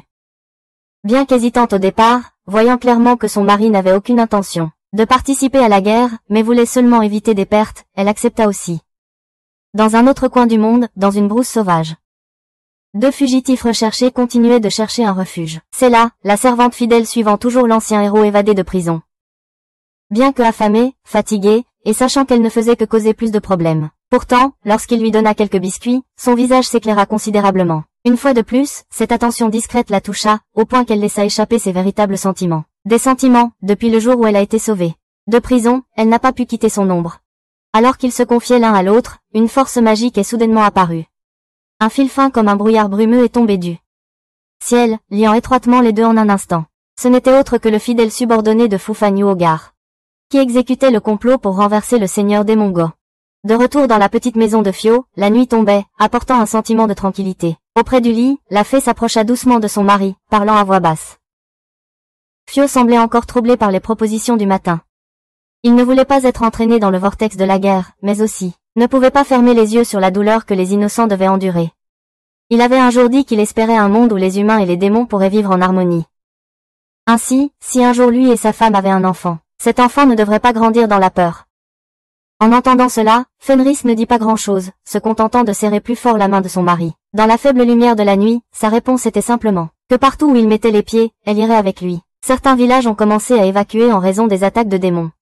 Une petite fille ramassant des graines aurait été en danger si Fenrir et Ryuta n'étaient pas apparus à temps. Ils ont mis en place une barrière pour bloquer les monstres sans riposter. Ce qui a fait grogner Fenrir que son mari était trop gentil. Il a maintenu une position neutre, n'acceptant des récompenses pour éviter d'être perçu comme du côté des humains. En fait, depuis qu'il avait entendu l'histoire de la princesse, Ryuta était ému. Fenrir, de son côté, soupçonnait inutilement, pensant que son mari voulait épouser la princesse. Les démons étaient en colère parce que Fenrir aidait les gens ordinaires. Ryuta conseilla de battre en retraite. Ils l'ignorèrent, laissant un géant borgne s'avancer. Il méprisait la race des crocs de loup, mentionnant même la mort de Fungazin comme une plaisanterie. Fenrir était furieuse, décidant de lui donner une leçon directement. Ryuta lui avait simplement dit de ne pas tuer. Fenrir se déplaça agilement, changeant de position avec elle. Contrepartie, ce qui le fit tomber dans sa propre attaque. Elle lança un sort pour immobiliser ses membres, mettant fin à tout cela proprement. Alors que ses camarades se préparaient à intervenir, Ryuta utilisa la magie pour les lier tous, les avertissant doucement avant de les libérer. Fenrir félicia son mari pour sa connaissance croissante. Comment intimider sans avoir besoin d'utiliser ses mains? Néanmoins, elle préférait toujours régler les choses avec ses poings plutôt qu'avec des mots. Les villageois sont ensuite venus les remercier. Au début, ils étaient méfiants envers Fenrir, mais Ryuta les a rassurés, en disant qu'elle n'était pas différente d'un animal familier. Une petite fille est même sortie pour les remercier personnellement. En entendant Ryuta dire qu'il agissait sur ordre de la princesse, les villageois leur faisaient encore plus confiance. Après ces événements, partout on commença à murmurer à propos d'un héros masqué et d'un loup géant, apparaissant dans les provinces pour chasser les démons. Il laissait toujours des messages disant qu'il était envoyé par la princesse, ce qui renforçait sa réputation. Quand la princesse apprit la nouvelle, elle fut émue aux larmes car enfin, Ryuta avait accepté d'aider. Pendant que le couple continuait à parcourir les terres pour aider les gens, quelqu'un les observait d'en haut, le seigneur démon Gold. Cependant, les récentes attaques n'étaient pas de lui mais menées par Uigar. Alors que Gold quittait le palais, Uigar a orchestré un coup d'état, s'emparant du trône. Il avait également des plans pour utiliser les deux captifs pris. Plutôt pour réaliser un rituel d'un dieu maléfique afin d'éliminer Gold. Apprenant cela, le véritable seigneur démon s'est précipité en arrière, se préparant pour une bataille décisive imminente afin de reprendre le pouvoir. Revenant quelques jours en arrière, par un après-midi doux et venteux, les deux seigneurs démons, Go et Yulimina sont soudainement apparus sur le seuil de la maison de Fenris et Ferry. Ayant l'air fatigués mais remplis de détermination. Leur seul but était de demander un abri temporaire pour un court moment. Au début, Ferry pensait que Go plaisantait, mais lorsqu'elle a vu le sérieux danser, elle n'a eu d'autre choix que de s'enquérir sérieusement de la situation. Go a commencé à raconter les événements récents dans le monde des démons, depuis que Uigar, l'un des généraux de haut rang, a déclaré un coup d'état et a pris le trône. L'ancien système de pouvoir ainsi que les trois rois célestes sont tombés dans une position passive. Yulimina a violemment interrogé ses trois pères pour savoir pourquoi ils n'avaient pas immédiatement arrêté le traître, mais tous sont restés silencieux et ont dit qu'ils seraient témoins d'une bataille décisive pour le pouvoir entre Go et Uigar. L'un d'eux pensait que cette bataille décisive serait une occasion pour God reprendre de l'élan et de consolider sa position. Un autre soulignait que le roi autrefois passionné ne se souciait désormais que de visiter le monde humain, abandonnant toute son armée durant une période de guerre tendue. Il y en avait même un qui suggérait, à moitié en plaisantant, de laisser Uigar essayer de s'asseoir sur le trône d'abord pour s'habituer à la position. Forcé dans une situation inévitable, Go a néanmoins refusé de se battre, affirmant que il n'avait plus d'intérêt pour des luttes de pouvoir sans signification. Malgré cela, Uigar a encore accusé Go à voix haute d'avoir perdu courage, faisant même douter l'armée de sa loyauté. À ce moment-là, le seigneur démon Go a rétorqué que c'était Uigar qui avait unilatéralement ordonné des attaques contre les humains sans approbation. Voyant que même les personnes les plus loyales restaient silencieuses en accord avec le rebelle, Go retira soudainement la bague symbolisant son trône et la jeta en avant, annonçant son abdication devant tout le monde. Personne ne s'attendait à ce qu'un simple coup de pied de sa part envoie Uigar s'envoler hors du château, un coup qui ne nécessitait pas de pouvoir magique, juste une réaction immédiate face à l'autre blessant Yulimina. Bien qu'il ait clairement démontré qui était le plus fort. Go maintint fermement sa décision de quitter le trône. Cette action stupéfia les trois rois célestes et les habitants du monde des démons furent également choqués. Profitant du chaos, le couple qui avait été capturé par Uigar s'échappa en toute sécurité. De retour au présent, Go n'avait plus rien. À part un souhait, vivre paisiblement dans le monde des humains. Trahi par son propre peuple, sans domicile et sans possession, il ne pouvait que se tourner vers son vieil ami Fenris pour demander un hébergement temporaire de quelques jours. Fenris comprenait la situation mais voulait quand même demander d'abord l'avis des membres du foyer. À ce moment-là, les 4 filles vivant ensemble sont également apparues une par une, parmi lesquelles seule Balirosa a montré une forte opposition. Go a alors avoué qu'après son abdication, toutes les forces de renseignement sous Yulimina étaient également parties ensemble, le laissant sans personne à ses côtés. Le peu d'argent qu'il avait économisé, il l'a distribué à eux en dernier geste de gratitude. Yulimina a été touchée par la générosité de Go mais aussi exaspérée par son habitude de dépenser sans compter. Fenris prit finalement la parole, disant que renoncer au trône ne signifiait pas perdre son caractère ou ses idéaux. Monsieur Go n'était plus le seigneur démon, mais une personne qui avait rêvé de construire la paix entre les deux mondes, même en tant qu'invité temporaire. Il voulait toujours contribuer à cet objectif. Après quelques débats, à part Balirosa qui maintenait son opposition, les autres durent accepter qu'il reste. La présence de Go marquait désormais un nouveau tournant pour la maison de Fenris, qui n'avait jamais été normale. Depuis que Gowen vivait avec tout le monde, Fenris semblait plutôt heureux parce que la maison avait recruté une autre personne forte. Bien qu'il ait été autrefois le seigneur démon, il n'était plus qu'un Goenam que Fen aimait appeler affectueusement. Cependant, l'intégration n'était pas facile. Boilet-Homme refusait fermement de le laisser toucher les champs, et Billet n'osait pas lui confier les chevaux, car toutes les bêtes démoniaques étaient terrifiées lorsqu'elles voyaient Gowen.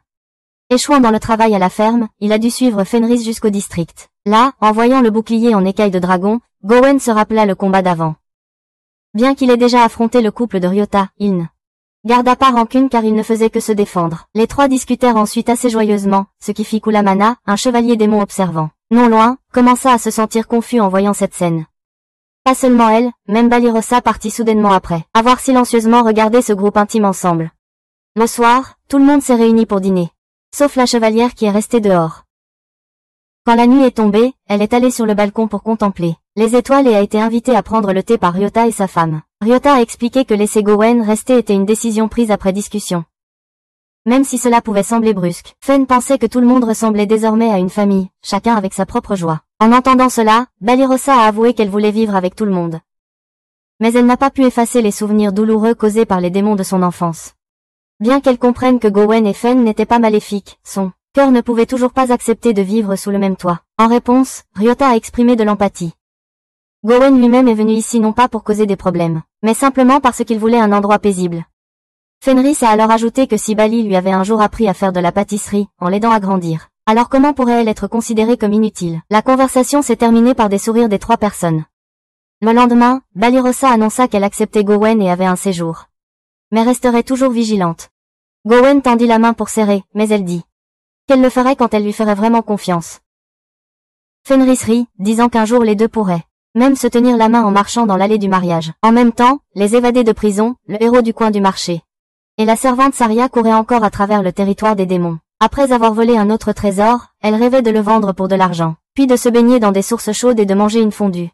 Elles ignoraient que, à cause de cela, elles étaient désormais des fugitives recherchées, bien qu'une fois avoir été battues violemment par l'ancien démon Seigneur, Uagad, siégeait toujours légitimement sur le trône. Cependant, récemment, il avait rencontré de nombreux problèmes car l'armée démoniaque était continuellement réprimée par les humains jusqu'à ce que, où il ne pouvait pas avancer d'un pas de plus. Pendant que Uagad était en colère parce que les routes de marche étaient bloquées partout par des adversaires, Fufen rapporta que la situation était aussi grave que pendant la période de résistance humaine. Incapable d'accepter que l'armée reste stagnante, Uagad rugit, ordonnant plus de troupes à la ligne de front, peu importe les conséquences. Ignorant les avertissements, il a laissé sa colère s'exprimer sur Fufen, ce qui a conduit à son expulsion. Les trois généraux sous ses ordres, voyant cela, ont profité de l'occasion pour chuchote dans le dos du nouveau seigneur démon, critiquant sa manière insensée et dépourvue de stratégie de commander les troupes, comparée à l'époque du seigneur démon Gold. À cette époque, l'armée disposait toujours de plans d'action flexibles, sans sombrer dans le chaos comme maintenant. Et maintenant, la force de renseignement qui était autrefois sous la gestion d'Elimina avait également été dissoute, provoquant une grave baisse du moral de l'armée. Alors que les généraux étaient désespérés, Fufen revint du plafond, proposant une stratégie pour remonter le moral des soldats en organisant des activités de groupe, notamment un voyage aux sources chaudes. Pendant que le côté démon cherchait des moyens de remonter le moral dans le monde humain, le couple Fenris a gagné un voyage aux sources chaudes, ce qui semblait être une occasion de rendez-vous privé s'est avéré être un billet de groupe, les obligeant à inviter plus de personnes. Bien que légèrement déçus, ils ont quand même décidé de profiter de cette occasion pour se reposer entre amis. À leur arrivée, le personnel de service a chaleureusement accueilli le groupe, distribuant même des uniformes à chacun. Ferry a profité de l'occasion pour se renseigner sur les effets des sources ici et a accidentellement été attiré par un courant spécial qui favorisait la reproduction. Ses pensées se sont immédiatement tournées vers la vision d'une famille heureuse avec de petits-enfants. Les 4 filles profiteuses sont allées dans une pièce séparée, rencontrant par hasard une silhouette familière. En regardant de plus près, elles ont reconnu Uagad avec Fufen, se mêlant aux touristes, leur véritable but étant d'organiser un team building, pour redonner du moral à leurs soldats. Non seulement cela, mais les 3 généraux sous les ordres de Uagad étaient également présents, astucieusement déguisés pour éviter d'être détectés. Ils portaient tous des charmes de suppression d'essence démoniaque pour cacher leur identité. Cependant, le groupe d'amis de Fenris a vite découvert cela et a suspecté leur véritable intention. Face à cette situation, Gold a exprimé le désir de saluer ses anciens subordonnés. Mais Ferry a sévèrement averti que si quelqu'un gâchait l'atmosphère paisible ici, elle ne leur ferait aucun cadeau. Ce soir-là, les groupes furent installés dans des salles séparées. Le couple de Fenris avait son espace privé, tandis que Gold disposait également d'une chambre séparée car il ne voulait pas provoquer de conflits avec ses subordonnés ou d'anciennes connaissances. Tout le monde se dispersa pour explorer le complexe. Certaines filles trouvèrent inattendue une maison d'exposition sur la culture humaine, axée sur les symboles de fertilité, ce qui éveilla leur curiosité d'en apprendre davantage. Pendant ce temps, Fenris trouva une occasion de tirer son mari pour se baigner dans une source spéciale, qu'elle espérait favoriser la conception. Cependant, la source chaude était divisée en 2 zones séparées, ce qui a conduit les deux à se baigner, séparés par un mur, ne pouvant que chuchoter des conversations. Dans un autre développement, 2 mages jumeaux ont comploté pour pratiquer des exercices nocturnes en empruntant le corps d'une sorcière scellée. Le plan s'est rapidement effondré lorsqu'elle a réagi fortement et a chassé les deux hors du monde mental. Pendant ce temps, les autres ont accidentellement rencontré Uagad et son général assis, en train de manger, critiquant la nourriture humaine mais la dévorant tout de même. Pour animer l'atmosphère, Uagad a suggéré d'organiser un spectacle culturel. Fufen n'a pas hésité à se lever pour exécuter une danse étrange, pour recevoir en retour un coup affectueux de son patron. Ensuite, ce fut au tour des jumeaux mages de monter sur scène pour un numéro comique. Cependant, la performance fut rapidement interrompue lorsque l'anneau de suppression de l'essence démoniaque tomba, risquant de révéler leur véritable identité. Plus notablement, un autre couple familier apparut dans cette station, pour des raisons inconnues, observant silencieusement tout. Le héros du coin du marché avait promis à Saria qu'il mangerait somptueusement s'il pouvait vendre le cristal qu'ils avaient volé. Cependant, avant qu'il ne puisse le fixer un prix, la pierre s'est mise à briller et à absorber l'essence démoniaque environnante, faisant disparaître la couche de déguisement. Une bataille entre les deux groupes de performeurs a éclaté juste après, faisant s'effondrer un coin de la maison. Quand tout le monde est sorti pour voir, le cristal a pris le contrôle du corps du héros sans nom, plongeant tout dans le chaos. De l'autre côté, Balyaraza saisit l'occasion pour discuter avec Ulamanus. La chevalière demanda franchement si ce chat avait des sentiments pour Gowen. Avant qu'elle ne puisse répondre, la crise s'était étendue à la station. Une grande entité formée d'essence démoniaque se précipita pour détruire. L'aubergiste essaya d'utiliser des charmes pour l'arrêter, manquant de peu d'être écrasé par une pierre si Théo n'était pas intervenu à temps. Il ordonna immédiatement à Ferry de vérifier la situation tandis qu'il arrêtait cette créature. Les sorts d'attaque étaient inefficaces. À ce moment-là, Gowen découvrit que la créature n'était pas un vrai monstre, mais une essence démoniaque condensée, un signe que la zone était occupée par des démons. Ulamanus admit qu'elle venait de voir le groupe d'Uygar passer. Cette évaluation a encore fait suspecter le groupe de la source du danger. Lorsque tout le monde était sur le point d'évacuer temporairement, Balyaraza s'opposa immédiatement. Elle croyait qu'en tant que personne séjournant chez autrui, elle ne pouvait pas continuer à fuir, encore moins laisser Ryuta tout supporter. Malgré ses capacités limitées, elle voulait quand même contribuer. Après ces paroles, tout le monde partit ensemble. Ulamanus ne put que marmonner quelques mots désagréables, mais son fort intérieur commença à vaciller. Finalement, elle fut aussi entraînée avec Gowen. À leur arrivée, Ferry était déjà là, prête à s'occuper de quiconque oserait perturber ses vacances. En voyant Gowen, les démons acclamèrent comme s'ils retrouvaient un membre de leur famille, tandis qu'Uygar sortit immédiatement pour affronter, déterminé à régler ses comptes avec l'ancien seigneur démon lors de ce rematch. Alors que les batailles chaotiques prenaient fin, le paysage paisible semblait revenir à la station thermale. Mais de loin, Bodza et le groupe de filles séjournant chez Fio détectèrent immédiatement quelque chose d'anormal. Ils se retirèrent rapidement et vinrent avertir le propriétaire, signalant que quelque chose d'inhabituel se passait juste sur le toit du bâtiment principal. Là, l'affrontement entre deux générations de seigneurs démons, Go et Uygar, avait commencé de la manière la plus violente. Uygar a commencé avec une puissante attaque magique, lançant, tout en créant un effet qui secoua toute la zone. Pourtant, Go resta ferme, apparemment indemne, déterminé à ne pas perdre. Uygar s'envola immédiatement dans les airs, invoquant une créature gigantesque portant une essence démoniaque, qui l'ordonna d'attaquer directement Ulamanus. Bien que ciblé, ce général adjoint ne fléchit pas, car ce sort fut neutralisé par Go aussi facilement que d'écraser une balle. Pendant ce temps, Bodza alla voir Fenris pour lui faire part de ses soupçons selon lesquels Go pourrait être lié à un plan douteux, menant des démons à la station pour semer le trouble. Après avoir entendu toute l'histoire, Fio montra toujours une confiance absolue en son vieil ami, croyant que Go n'aurait jamais l'intention de trahir les humains. Ce sentiment d'assurance ne venait pas seulement de la confiance, mais aussi parce qu'il avait vu Go agir pour le bien commun à de nombreuses reprises. Cependant, la réalité montra qu'Uygar n'avait toujours pas arrêté.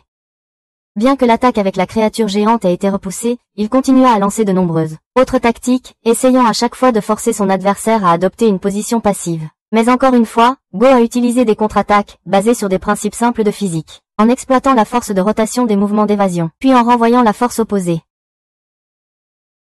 Dans le duel, bien qu'entouré et quelque peu contraint, Go contrôlait toujours le combat, mais s'il voulait le finir rapidement, il devait retirer le cristal magique sur le monstre contrôlé par Uygar. Fenris entra immédiatement sur le champ de bataille. Elle utilisa la téléportation, s'approchant proprement de la cible. Sans utiliser de technique sophistiquée, elle a simplement donné un coup de poing puissant qui a fait tomber le cristal, provoquant accidentellement la chute de la servante Sela. Du dos de la créature, faillit lui coûter la vie. Heureusement, Go a sauvé cette fille à temps, tenant sa promesse de ne pas nuire aux personnes innocentes. Juste après, Go a officiellement remis la situation à Ulimina. Le général adjoint n'a pas hésité à demander à Uygar s'il allait reculer ou non. Cependant, Uygar n'avait pas l'intention de se retirer et se préparait lancer son coup final, forçant Go à se précipiter pour l'arrêter. Le jeune seigneur démon a été complètement capturé alors qu'il déversait toute sa force dans l'attaque décisive, tandis que d'autres généraux restaient là à regarder sans intervenir. Fufen, la main droite d'Uygar, s'est également mise en colère car elle était dérangée par le chat de Bose. Alors elle a déployé des compétences forçant l'adversaire à se défendre continuellement. Le climax de la bataille a été lorsqu'Uygar a utilisé la forme démoniaque noire, se transformant pour inverser la situation. Il a poussé Go dans une position passive, attaquant continuellement les deux avec technique et moquerie, suggérant que l'adversaire avait perdu de sa vivacité à force de vivre trop émotionnellement. Cependant, Go ne s'est pas laissé battre. Il a lancé un sort unique, à l'origine une magie créée à partir de la technologie humaine, qui pouvait complètement sceller l'essence démoniaque dans Uygar, le transformant d'une créature puissante en une personne ordinaire. En même temps, le personnel travaillant au resort a commencé à agir. Une vieille dame a sorti des charmes, suivie par tout le personnel activant simultanément la magie de saut. L'effet fut immédiat, tout le groupe de démons fut maintenu fermement en place, incapable de bouger. Tout cela grâce à des sorts gravés dans les uniformes. Le système de protection de cet endroit punissait automatiquement quiconque osait causer des problèmes. En conséquence, l'armée d'Uygar a été forcée de fuir cet endroit, laissant la place à des personnes plus méritantes. À ce moment-là, Fenris aidait encore Fio à chasser la mésaventureuse mouche qui avait interrompu leurs vacances. Cela ne pouvait rien faire, seulement se tenir là et pleurer sans espoir. Grâce au sort de restauration de Fio, l'ensemble du complexe a été restauré comme si le conflit n'avait jamais eu lieu. Tout le monde a travaillé ensemble pour réparer, rendant le personnel ici non seulement reconnaissant mais aussi admiratif envers les invités spéciaux. Lorsque les choses se sont calmées, tout le monde est revenu se détendre. Fenris pensait toujours à avoir des enfants, tandis que Balirosa et Ulimina se baignaient ensemble dans une piscine, et le petit chat, qui avait très peur de l'eau chaude après avoir été forcé dans la piscine, se sentait progressivement à l'aise. Les deux filles ont soudainement développé une compétition silencieuse, lorsque les caractéristiques physiques de Balirosa ont été observées ouvertement. Ailleurs, les deux jeunes hommes Villar et Barret, après avoir visionné l'exposition culturelle sur la physiologie, semblaient avoir satisfait leur curiosité. Le groupe a dîné ensemble joyeusement. Quand Fio a eu l'occasion de discuter avec Go, ils se sont baignés dans la source chaude, conversant sincèrement. Go a admis qu'il était très impressionné par Fio dès leur première rencontre, le voyant émettre une essence démoniaque dense tout en conservant une attitude calme, sans parler du fait qu'il agissait toujours de manière juste, protégeant le peuple.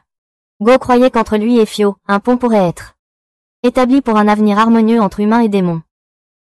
La soirée s'est poursuivie dans une ambiance animée. Le personnel du resort a même envoyé spécialement à Fenris un petit cadeau, un gâteau rempli d'anguilles, un plat non seulement délicieux mais aussi chargé de sens. Ce geste a suffi à rendre la femme espiègle extrêmement satisfaite. Juste cela a suffi à rendre la femme espiègle extrêmement satisfaite. Balirosa a activement remercié Gowen d'avoir vaincu le monstre sans que personne ne soit blessé. Gowen a simplement répondu avec un regard sincère. Ce regard chaleureux a mis Oulamanus dans l'embarras, son visage si rouge, elle s'était recroquevillée comme un chat mouillé. Cette nuit-là, tout le groupe dormit profondément. Seul Fenrir prit la peine de couvrir chacun avec des couvertures. Quand tout fut calme, elle alla retrouver son mari. Ryuta demanda à sa femme ce qu'elle pensait des humains. Elle admit franchement qu'elle les trouvait au départ faibles, mais qu'elle ne pouvait s'empêcher de vouloir apprendre d'eux. En réalité, la seule raison était l'amour. C'est ce qui l'a poussée à vouloir contribuer à l'effort de réconciliation entre les deux races, pour l'avenir des deux. Le lendemain matin, alors que tout le monde partait, Fenrir est soudain devenu radieux. Tout le monde pouvait deviner quelque chose, sauf Gowen qui ne comprenait toujours pas. Ryuta a utilisé la téléportation pour ramener tout le groupe chez lui, bien que se demandant un peu pourquoi il ne l'avait pas fait d'elle. Début, tout le monde est rapidement retourné à son rythme quotidien. Bono est officiellement devenu conférencier, tandis que Ao avait maîtrisé l'utilisation de la magie pour la culture. Elle cultivait des légumes, tandis que Billet s'occupait du transport pour la vente, créant un modèle autosuffisant efficace. Gowen commença à s'intéresser aux armes humaines, cherchant souvent des méthodes de fabrication avec le flux. Il semblait qu'il se préparait à ouvrir sa propre boutique comme Ryuta. Le bouclier qu'il avait forgé plaisait beaucoup à Valirosa. Elle annonça également que sa cérémonie de couronnement aurait bientôt lieu, bien qu'il reste un peu inquiet quant au risque du côté des démons. Gowen rassura que Ouagar n'avait pas encore retrouvé ses pouvoirs. Après la cérémonie, elle révéla que son père avait été contraint d'abdiquer un jour, puis avait disparu. Maintenant, elle était déterminée à reconstruire un pays digne de l'aide de Ryuta. Pendant ce temps, l'affiche de Wanted pour le couple qui avait volé dans la trésorerie était toujours affichée partout.